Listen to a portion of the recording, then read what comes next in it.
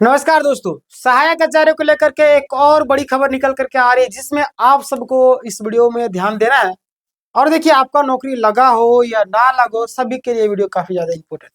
देखिए, अब लग जाएगा तो बाद में आपको वीडियो देखनी नहीं पड़ेगी, इसलिए पहले देख लीजिए, है ना। जिस तरीके से एग्जाम आता है तो पहले से हम लोग तैयारी करके रखते हैं, एग्जाम आता है तो फिर आप रिविजन करके आगे बढ़ते हैं। तो इसी तरीके से आप भी से वीडियो देख लीजिए। आपकी इच्छा हो तो देखिए, नहीं इच्छा हो तो मत देखिए। बट यहाँ पे एक चीजें निकल करके सामने आ रही है कि अब जो आपका वेतन बंद, आखिर किन लोगों का वेतन बंद होगा और किन रीजनों की वजह से बंद होगा, कहाँ पे लोग गलती कर रहे हैं, कहीं आप तो गलती नहीं कर रहे हैं। सारी चीजों को हम बात करेंगे।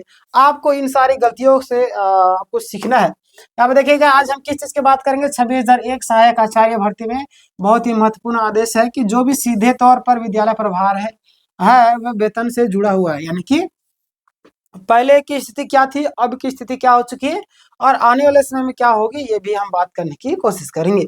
आप यहाँ पे गौर कीजिएगा तो देखिएगा, पहले की स्थिति आपको देखेंगे तो यहाँ पे ध्यान देगा। पहले देखिए, बहुत से ऐसे सरकारी स्कूल थे जहाँ पर नियमित शिक्षक नहीं थे। आपको पता है, एक अभी शिक्षक की नियुक्ति नहीं हुई थी, तो जाहिर सी बात है पहले जो शिक्षक थे वही लोग काम कर रहे थे। काम चलाओ मतलब काम तो कर रहे थे, है ना। काम अच्छा कर रहे थे, काम चलाओ नहीं, काम अच्छा कर रहे थे। बट जब नए शिक्षक नियुक्ति हो गए तो जाहिर सी बात है उनको क्या करना होगा, उनको कार्यभार को संभालना होगा।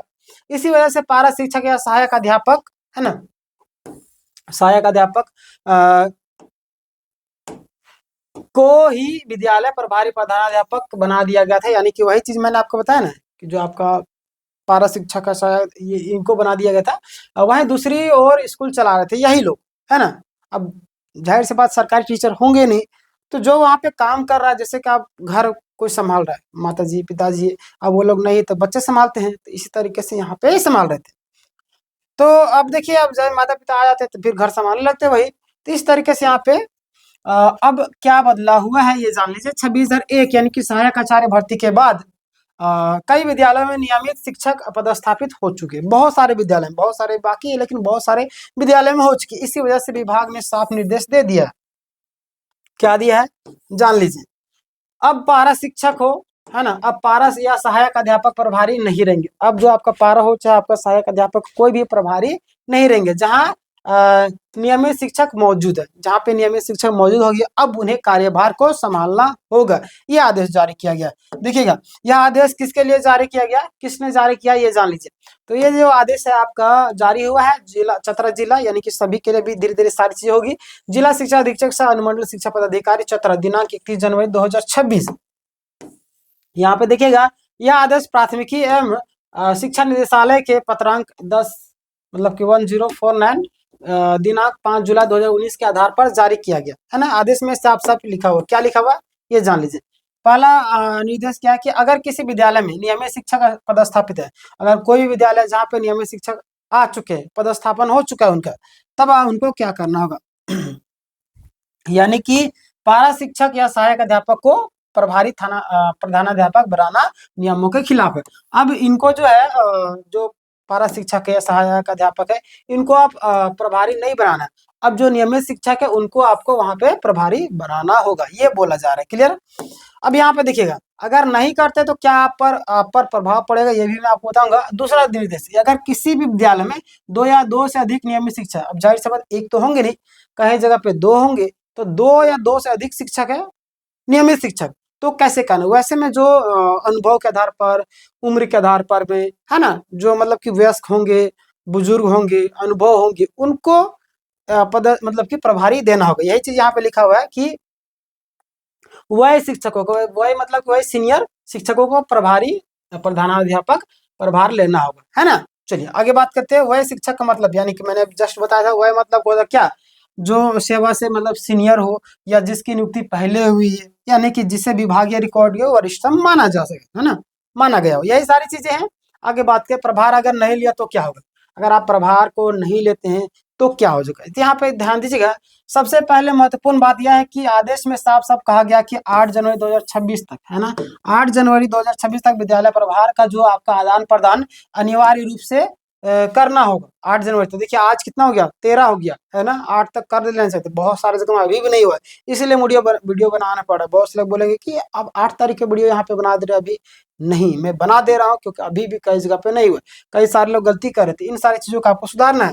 अगर किसी नियमित या वरिष्ठ जो शिक्षक है अनुभव के आधार पर हो, किसी के आधार प्रभार नहीं लेता तो क्या होगा, है ना? तो क्या होगा, यानी कि जनवरी 2026 का जो वेतन है ना? जनवरी 2026 का जो वेतन है या मानदेय उसे स्थगित कर दिया, उन्हें रोक दिया जाएगा। रोक दिया जाएगा, पूछा जाएगा कि आखिर आप क्यों पदभार नहीं ले रहे? तो कहीं ना कहीं रीजन होगा, वो बताएंगे रीजन कि हमारी ये प्रॉब्लम हो गया, वो हम संभाल नहीं पाएंगे। तो फिर जाहिर सी बात उनको वहां पे हटा किसी और को रखा जाएगा, या कुछ बताया जाएगा कि ऐसे से बात है, आपको ही संभालना पड़ेगा। कुछ तो कुछ सोल्यूशन निकाला जाएगा, बस एक ही चीज करना। क्लियर? दूसरा तो आपको पहले आपको मानदेय रोक दिया जाएगा, है ना? यह आदेश किन किन को भेजा गया, ये आदेश जान लीजिए। ये जो आदेश है किन को भेजा गया, तो आप देखिएगा यहाँ पे क्षेत्र शिक्षा पदाधिकारी, प्रखंड शिक्षा प्रसार पदाधिकारी, संबंधित विद्यालय प्रभारी या संकुल साधन सेविको, है ना? चलिए, संकुल मतलब कि वही स्कूल। चलिए आगे बढ़ते हैं। वित्त विपत्र प्रभारी और कोषागार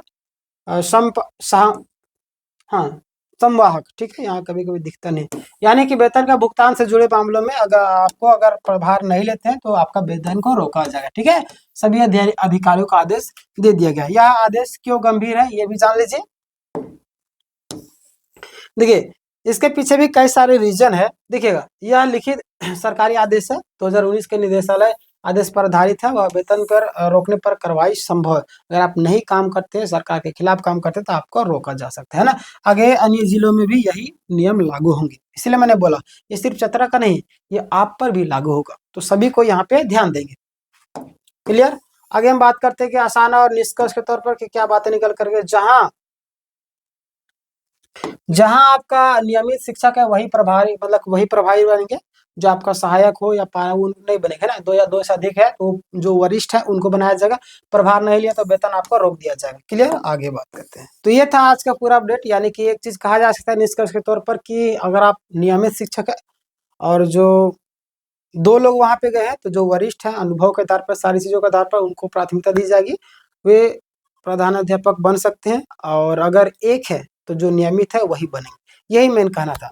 बाकी बात सेकंड लिस्ट कब आएगी, सारी चीजें कब होगी, वो उस पर मैं वीडियो बना चुका ऑलरेडी। और जैसे कुछ अपडेट आती है मैं आपको नेक्स्ट वीडियो में बता दूंगा। वीडियो को लाइक कीजिएगा, इस वीडियो को चाहे तो शेयर कर सकते हैं। मिलते हैं नेक्स्ट वीडियो में, तब तक के लिए धन्यवाद।